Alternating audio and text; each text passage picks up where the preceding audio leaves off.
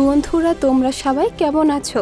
আজকে আমি যে মুভিটা এক্সপ্লেন করতে চলেছি সেটার আসলে 3টা পার্ট রয়েছে, তবে সবথেকে ডিস্টার্বিং পার্টটা আমি এক্সপ্লেন করতে চলেছি, সেটা হচ্ছে আওয়ার ফল্ট। তবে তোমাদের হতাশ হওয়ার কোনো কারণ নেই। আমি প্রথম 2টা পর্বের গল্প খুব সংক্ষেপে বলে দিচ্ছি। যেখানে প্রথম পর্বে ছিল একজন লোক যার কিনা ওয়াইফ ছিল না, আর অন্য একজন মহিলা যার কিনা স্বামী ছিল না। তো তারা দুজনে যখন বিয়ে করতে যায় তখন তাদের 2টা সন্তানও থেকে যায়। ওই ছেলে মেয়ে যখন একে অপরের সঙ্গে দেখা হয় তখন তারা দুজনে প্রেম করতে শুরু করে, মানে বলতে পারো সৎ ভাই বোন প্রেম করেছে। তবে এক পর্যায়ে তাদের মধ্যে প্রচুর গ্যাঞ্জাম হয়ে যায় এবং তাদের মধ্যে 4 বছরের একটা ব্রেকআপ সিজন চলে। আর ঠিক 4 বছর পরই এই গল্পটা শুরু হয়। গল্পের শুরুতে আমরা নোয়া নামের একটা মেয়েকে দেখতে পাই। তার প্লেন দেরিতে ছাড়ার কারণে সে এয়ারপোর্টের শপিং মলে ঘুরছিল। সেখানে ঘুরতে ঘুরতে একটি ম্যাগাজিন তার চোখে পড়ে।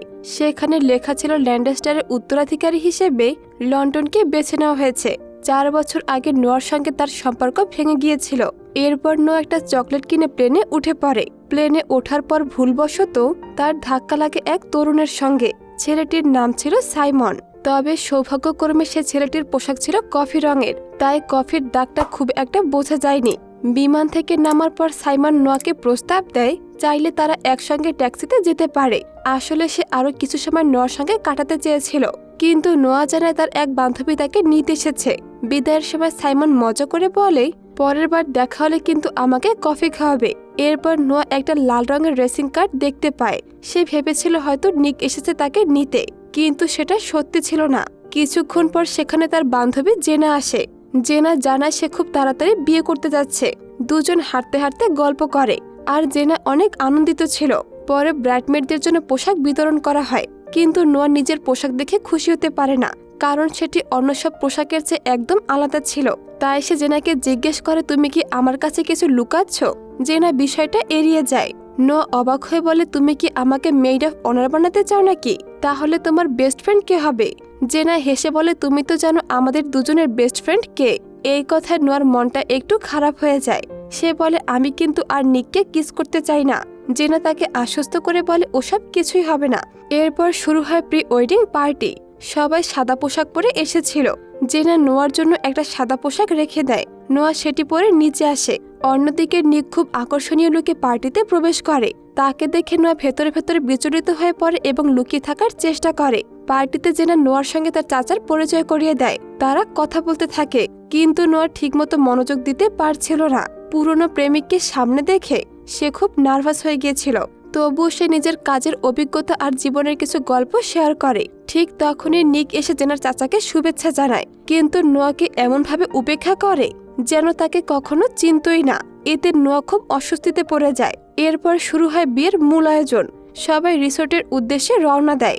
সবাই নিজেদের মতো গাড়িতে উঠে পড়লেও নোয়াকে নিকের সঙ্গে যেতে বলা হয়।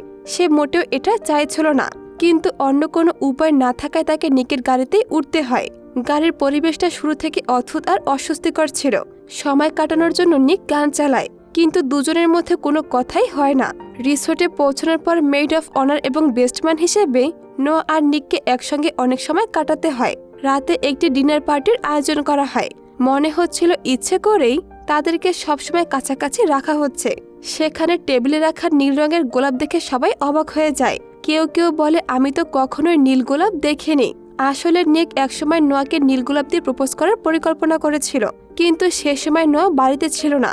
খাওয়ার সময় জেরেমি লুকিয়ে তার মায়ের ওয়াইন খেয়ে ফেলে। সেই সুযোগে নোয়া নিকের সঙ্গে কথা বলতে চেয়েছিল, কিন্তু নিক তাকে সম্পূর্ণ উপেক্ষা করে লুকার সঙ্গে কথা বলতে শুরু করে।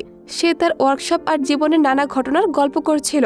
কিছুক্ষণ পর লুকা লক্ষ্য করে নিকের হাতে একটা ছোট ট্যাটু আছে। সেখানে লেখা ছিল, তুমি আমার নিক। নিক হেসে বলে, যুবক বয়সে আমি অনেক ভুল করেছি। লুকাও হেসে নিজের আগের প্রেমিকদের নামের ট্যাটুগুলো দেখায়। অবশেষে আসে বিয়ের দিন। চারদিকে আনন্দের পরিবেশ। অনুষ্ঠান শুরু হলে পুরোহিত কিছু কথা বলেন। এখানে দেখা যায় জেনার উডবি হাজবেন্ড লায়নের চোখ ভিজে ওঠে। সে জেনাকে বলে, আমি তোমাকে স্ত্রী হিসেবে গ্রহণ করছি। সুখে দুঃখে সবসময় তোমার পাশে থাকবো।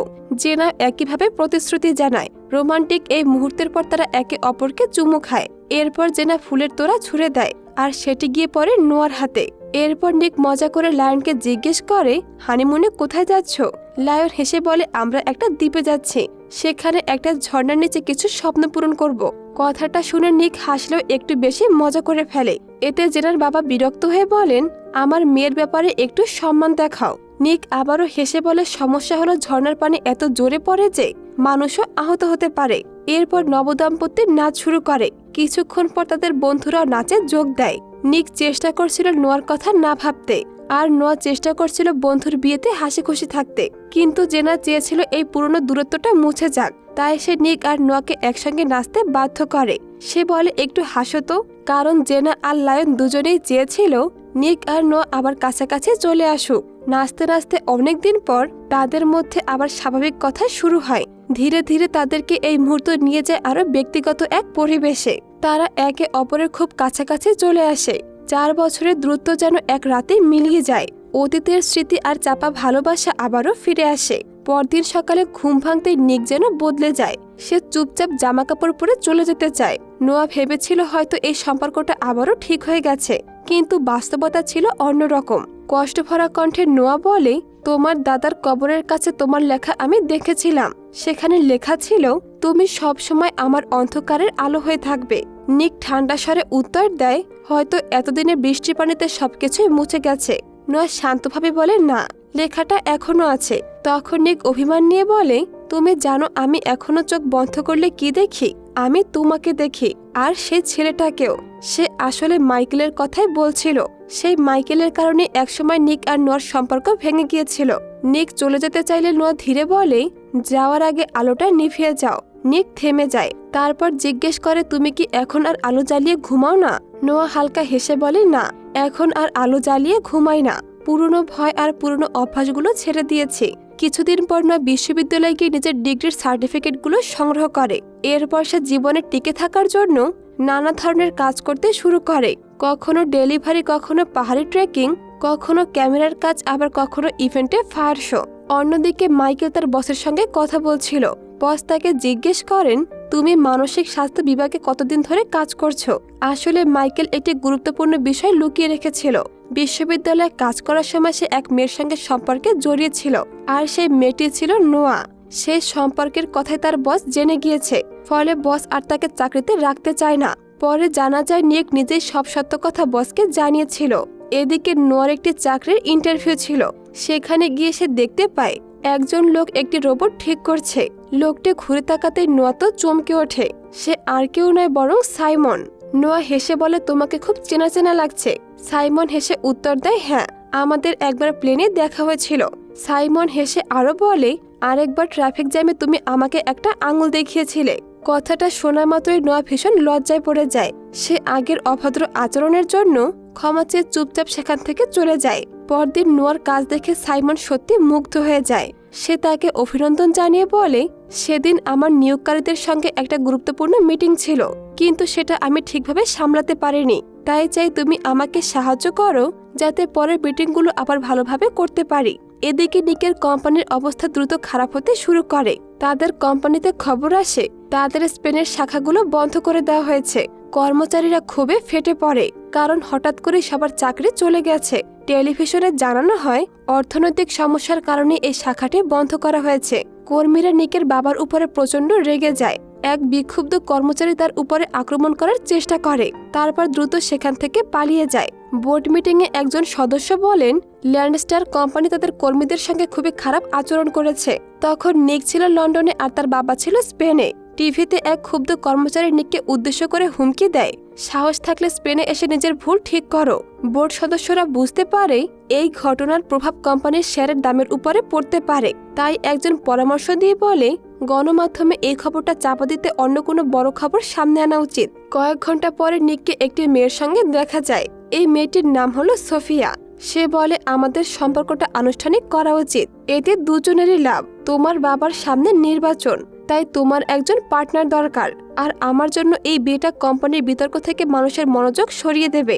অন্যদিকে সাইমন আর নোয়া ধীরে ধীরে একে অপরের সঙ্গ উপভোগ করতে শুরু করে। তারা ডেটে যায়, হাসে, ঘুরে বেড়ায় এবং সুন্দর সময় কাটায়।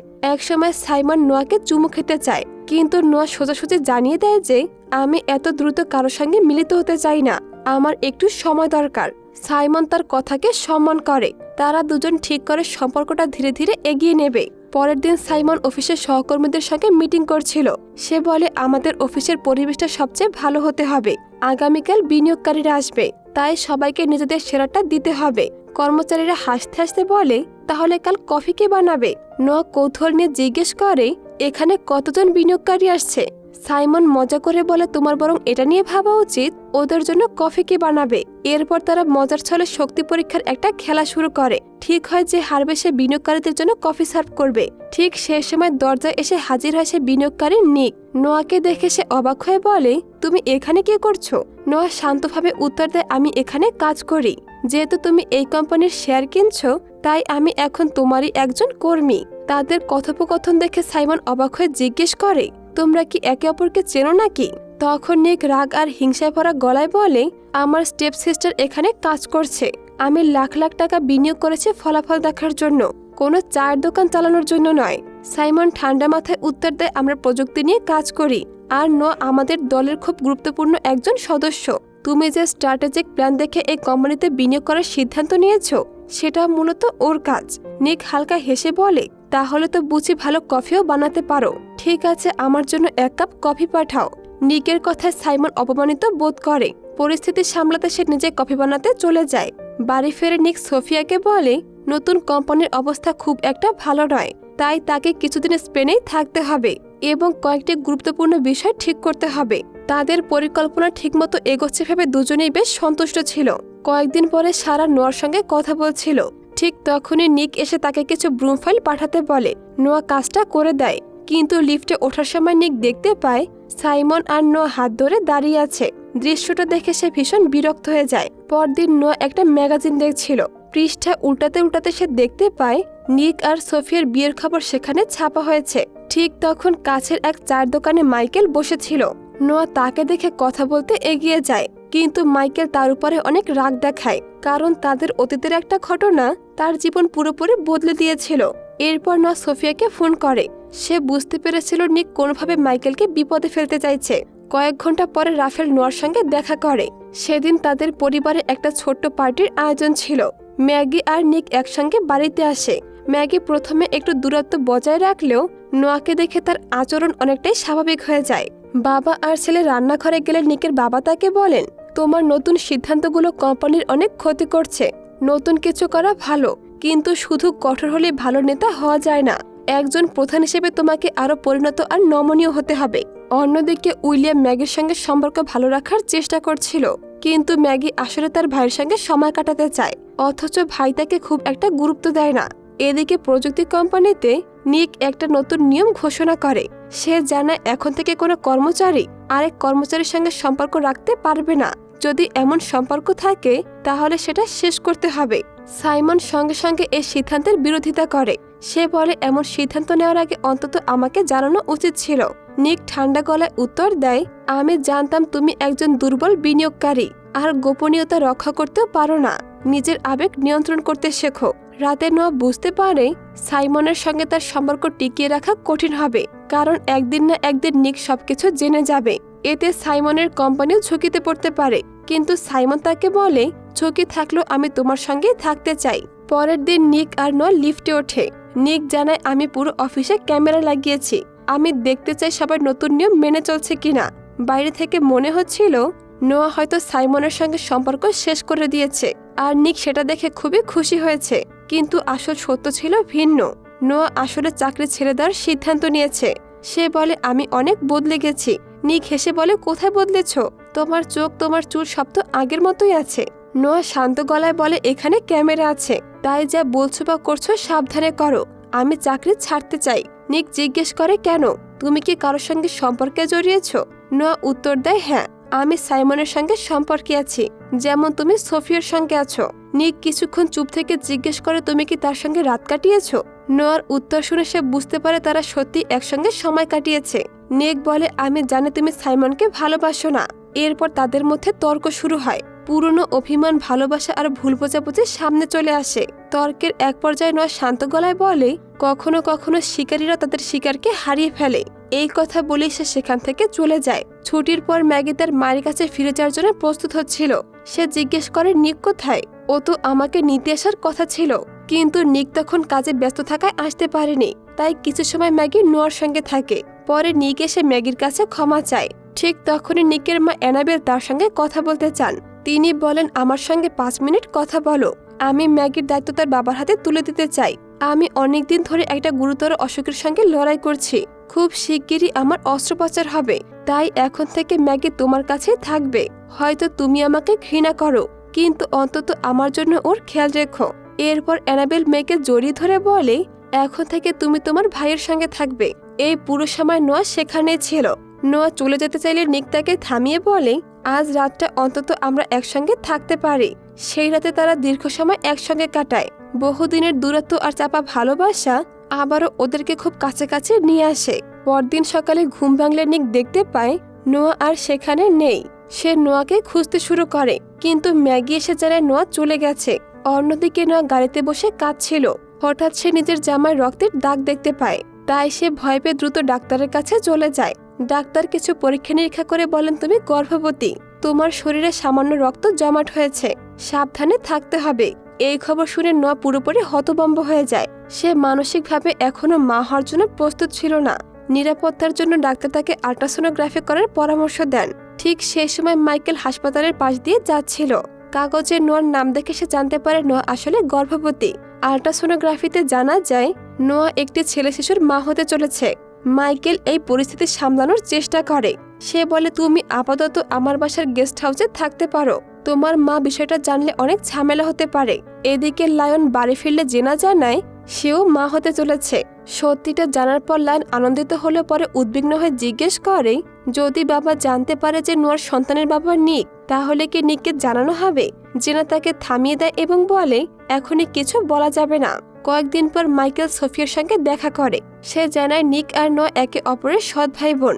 আর নোয়ার গর্ভে যে সন্তান এসেছে তা হলো সেই রাতের ফল, যেদিন নিকের বিয়ের আয়োজন চলছিল। মাইকেল সতর্ক করে বলে, এই কথা যদি বাইরে যায় তাহলে সবকিছু ধ্বংস হয়ে যাবে। নিকের কোম্পানি, তোমার বাবার রাজনৈতিক ভবিষ্যৎ, সবকিছু। সে আরো জানায় বিষয়টা আপাতত গোপন রাখাই সবচেয়ে নিরাপদ। এর কিছুদিন পর কোম্পানির একটা বড় পার্টির আয়োজন করা হয়। সেখানে সাইমন আর নোয়া একসঙ্গে ছবি তোলে।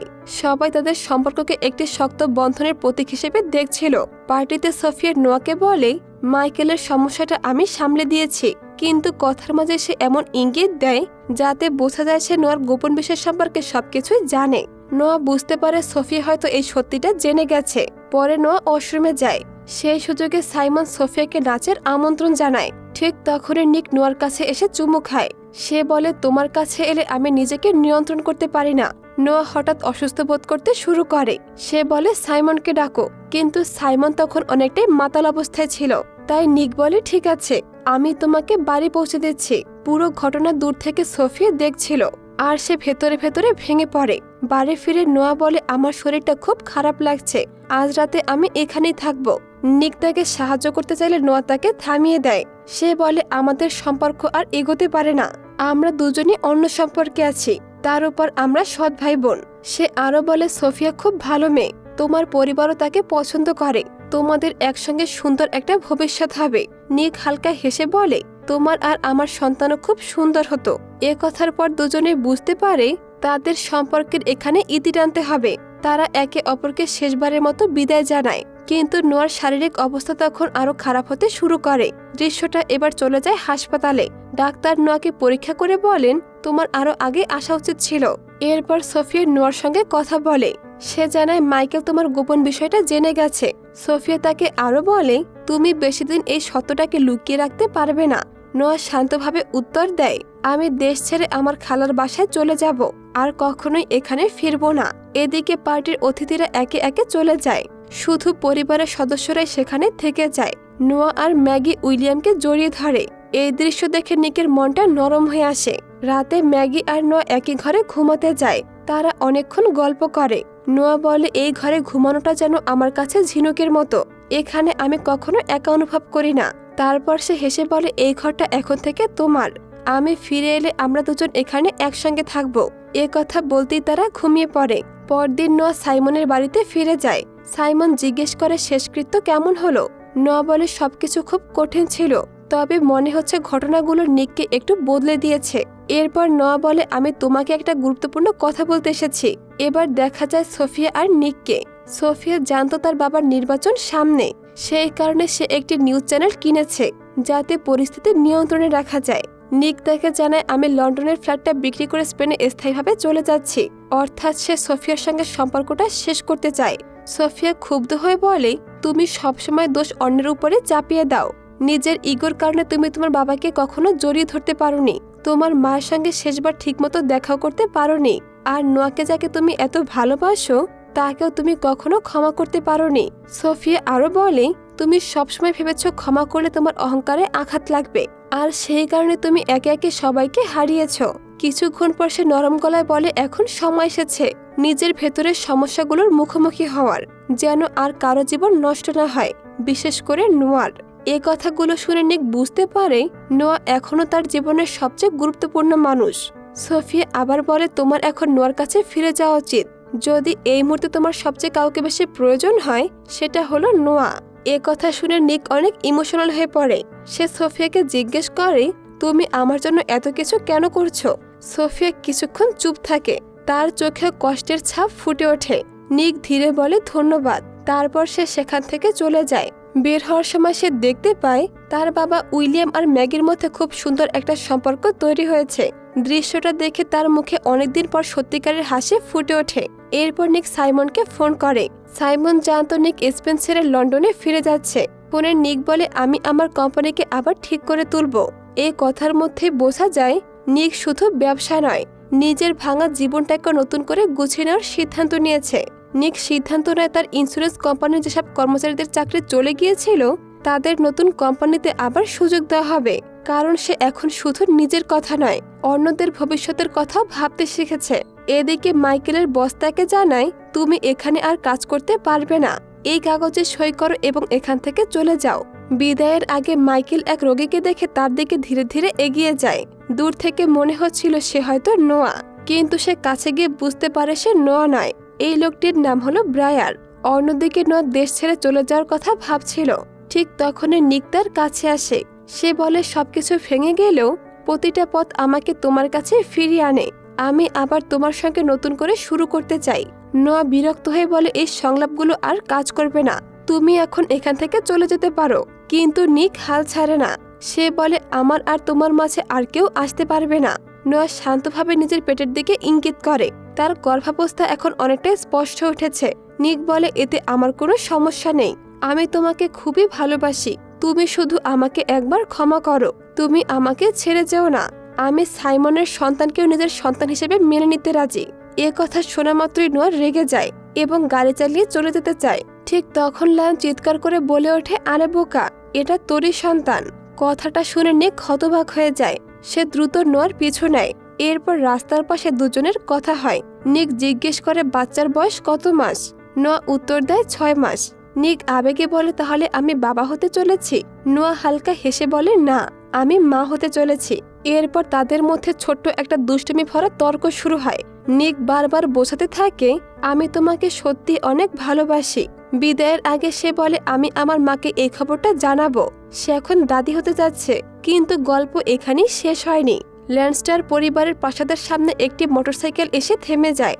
সেখানে হাজির হয় সে প্রতিবাদকারী ব্যক্তি যে একসময় নিকের বাবার উপরে হামলা করেছিল। সে হঠাৎ নিক আর নোয়ার সামনে এসে নিককে গুলি করে। নিক রক্তাক্ত অবস্থায় মাটিতে পড়ে যায়। মৃত্যুর আগে সে পকেট থেকে একটি ছোট বক্স বের করার চেষ্টা করে এবং দুর্বল কণ্ঠে বলে আমার এখানে থাকা উচিত ছিল। এরপর সিন কয়েক মাস পরে চলে যায়। দেখা যায় নিক কোমা থেকে জেগে উঠেছে। সে জানতে পারে তার একটি ছেলে হয়েছে। সে হাসি মুখে বলে একটা সন্তান থাকা সত্যি অনেক শান্তির। নোয়া তাকে বিশ্রাম নিতে বলে। ঠিক তখনই বাইরে বৃষ্টি শুরু হয়। নিক তার ছেলেকে খুঁজতে শুরু করে, কিন্তু তাকে কোথাও দেখতে পায় না, কারণ ব্রেয়ার সেখানে এসে তার ছেলেকে নিয়ে গেছে। সে বলে আমি এসেছি শুধু এই শিশুটাকে নিতে, আমি ওকে নিজের সন্তানের মতো বড় করব। নিক তখনও পুরোপুরি সুস্থ হয়নি। সে শরীর নাড়াতেও পারছিল না। নোয়া ব্রায়ারের কণ্ঠ শুনে উপরে উঠে যায়। নিক ফোন ধরতে চাইলে ব্রায়ার ফোনটাও কেড়ে নেয়। মাইকেলও সেখানে উপস্থিত ছিল। সে নোয়াকে আটকানোর চেষ্টা করলেও নোয়া সেখান থেকে পালিয়ে যেতে সক্ষম হয়। ব্রেয়ার চিৎকার করে বলে, আমার সন্তান মারা গেছে, তাই এখন আমি তোমার সন্তানকে নিয়ে আমার সন্তানের জায়গাটা পূরণ করব। নোয়া দৌড়ে তার পিছু নেয়। অন্যদিকে মাইকেল ক্ষোভে বলে, তোর জন্য আমাকে বিশ্ববিদ্যালয় থেকে বের করে দেওয়া হয়েছে, হাসপাতাল থেকেও চাকরি চলে গেছে, এখন আমার আর কিছুই নেই। ঠিক তখনই নিক এসে মাইকেলকে জোরে একটা খুশি মারে। নোয়া ব্রেয়ারের পিছু ধাও করে চিৎকার করে বলে, আমার সন্তানকে আমি পৃথিবীর সব ভালোবাসা দিয়ে বড় করব। নিকও তাকে সাহায্য করে। শেষ মুহূর্তে তাদের কুকুর আচমকা মাইকেলকে ধাক্কা দিয়ে জানালা দিয়ে ফেলে দেয়। নোয়া ব্রেয়ারকে প্রতিহত করে নিজের সন্তানকে ফিরে পায়। অবশেষে ব্রেয়ার এবং মাইকেল দুজনেই পুলিশের হাতে গ্রেপ্তার হয়। সিনেমার একেবারে শেষ দিকে নোয়া বলে, আমাদের সম্পর্ক সবসময় একসঙ্গে থাকার জন্যই ছিল। আমরা অনেক কষ্ট করেছি, অনেক বাধা পেরিয়েছি, কিন্তু শেষ পর্যন্ত ভাগ্য আমাদের এক করে দিয়েছে। শেষ দৃশ্যে দেখা যায় নোয়া আর নিক বিয়ে করেছে। তাদের বাবা মাও এই সম্পর্ক মেনে নিয়েছে। বিয়ের শেষে নোয়া ফুলের তোয়া ছুঁড়ে দেয় আর সেটি গিয়ে পড়ে সোফিয়ার হাতে। এরপর নোয়া আর নিক হানিমুনে বেরিয়ে পড়ে। নোয়া নিককে একটা কালো রঙের রেসিং কার উপহার দেয়, তবে মজা করে বলে, গাড়িটা তোমাকে দিলাম ঠিকই, কিন্তু চালাবো আমি। তারপর নোয়া নিজে গাড়ি চালাতে শুরু করে। তারা হাসতে হাসতে অনেক দূরে চলে যায়। আর এই আনন্দময় মুহূর্তের মধ্যে এই সিনেমার সমাপ্তি ঘটে। তো বন্ধুরা, কেমন লাগলো অবশ্যই কমেন্ট করে জানিয়ে দিও।